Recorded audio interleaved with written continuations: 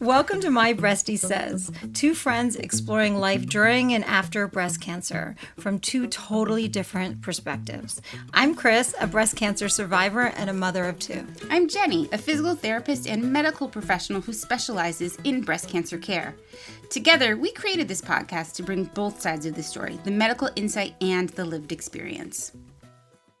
Today, we're talking about our origin stories and how we both came to be at this podcast. And Chris, I'm wondering, you went through breast cancer treatment. It's been several years now. Mm-hmm. What made you want to revisit it and talk about it so openly?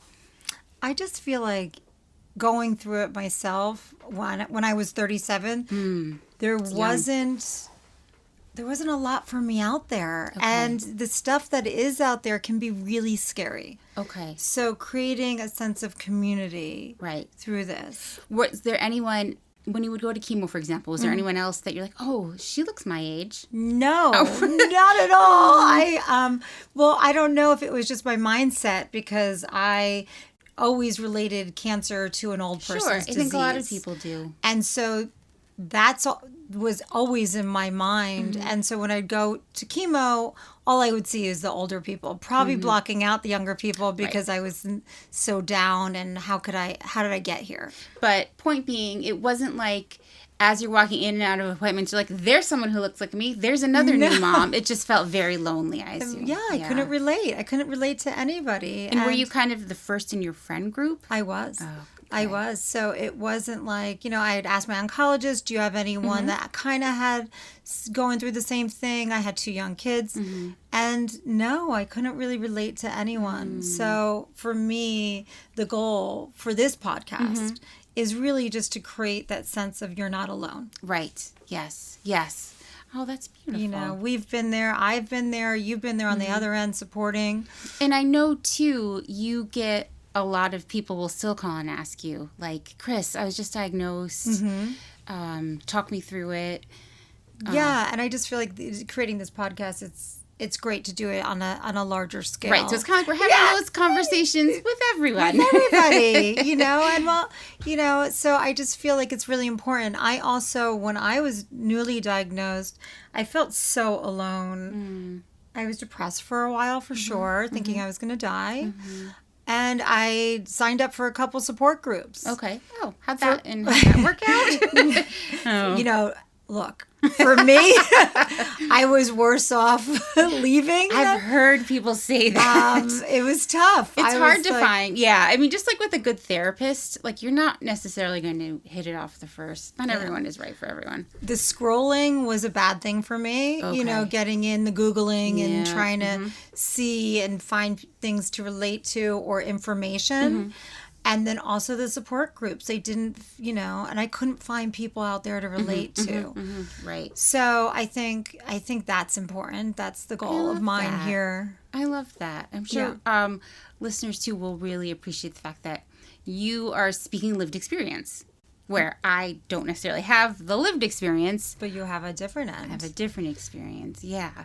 What have you noticed as far as when you're, helping people go through this of every age? So mostly I would meet women when they either are recovering from mastectomy or they're getting, or lumpectomy, and they may be getting ready for radiation at that time. And talking with them, realizing they had a lot of questions they didn't feel were being answered, that I had a lot of info I could give them, that like things that I thought were very simple as a physical therapist. Like, why don't they already know this? Correct. Yes. Why didn't someone feed them this information? This is not like some gem of a thing I discovered. It's just This is like, for you, it's common knowledge. Correct. And they should have this. Yes. And as a physical therapist, the more I kind of hung out in this space, PTs, like our role is rehab, like helping someone recover from a knee surgery, for example. So a mastectomy, that's no different. And it just makes me crazy that the way our healthcare system is set up, going through a cancer treatment, you should have PT and rehab as part of that, because cancer's going to knock chemo's going to knock you over. Yes.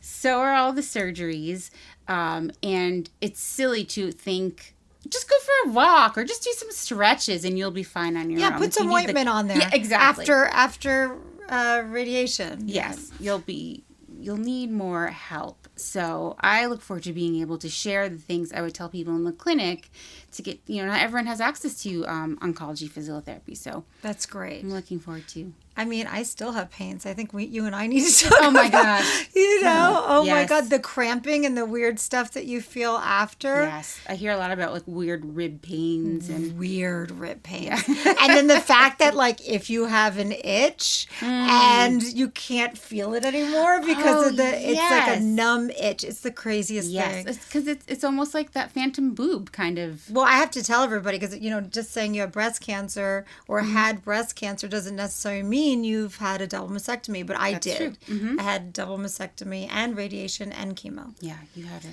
So yes, the phantom itches and trying to scratch it is a whole fun And again, thing. I mean, we've been doing amputations for hundreds of years. And in fact, phantom limb was first documented in this country around like the Civil War. So this is something we've known about, and why it is not applied to a mastectomy, it just blows my mind, right? Like it's the same concept. You're losing part of your body. My God. When you say amputation, that scares the shit out of me. Right. And I'm just, it's a weird, I just like, even though I was diagnosed You actually lived it. Years and years ago, like 10, 15 years ago. I'm not the girl who keeps track.